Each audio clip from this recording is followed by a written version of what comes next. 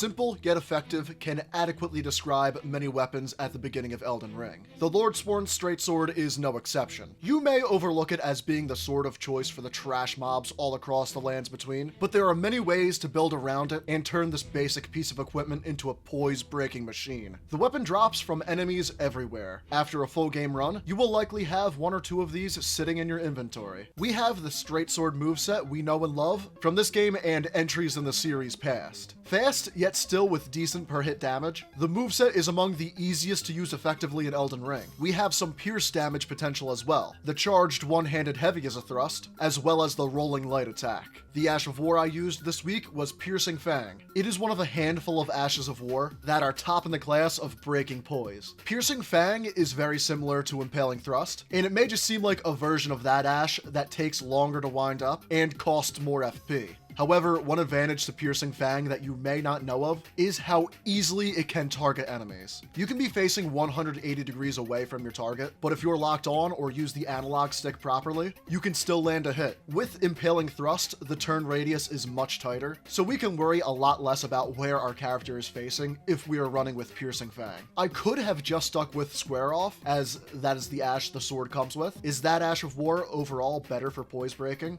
Yeah, probably. But I would award Piercing Fang the easiest to use. And also, I've used Square Off more than once, and much like freshman year, I felt like mixing it up a bit. I decided not to use any spells for this run. You could easily use Golden Vow and Flame Grant Me Strength. It's hard to argue against a 15% boost in all attack and 20% boost in physical attack, but they do cost FP. For this run, I wanted to focus on using the moveset and the Ash of War as much as possible, and with no incantations, the whole of my FP bar was dedicated to Piercing Fang. For our playstyle, simply use the Flask and a weapon grease. Since with Piercing Fang, I used a quality infusion. Be sure to open up with the Ash of War and fit it in wherever you have an ample attack window. Because the move is relatively fast, that will be quite a lot. I was playing on Max New Game Plus, and this is definitely the most poise breaks I've seen since I used Square Off last. This brings me to my question of the week. Which is your favorite poise breaking Ash of War? And or what do you think is the best?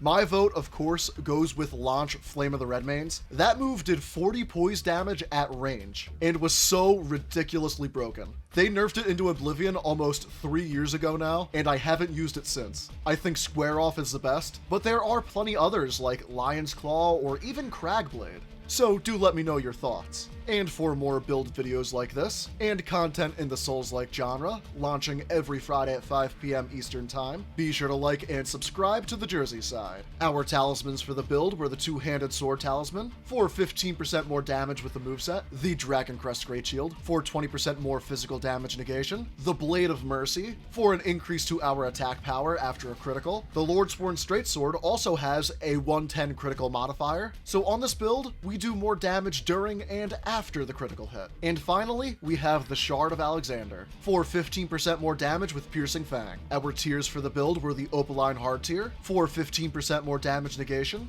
and the Stone Barb Crack tier, for more poise damage while active. It's important to use Impaling Thrust right at the beginning of the fight, as the Stone Barb Crack tier has a very limited duration, being only 30 seconds. Our stats at RL 170 were 60 Vigor, 20 Mind to use that Ash of War again and again and again, 40 Endurance, 50 Strength, and 54 Dexterity. Both of these stats are high because this was a quality infusion.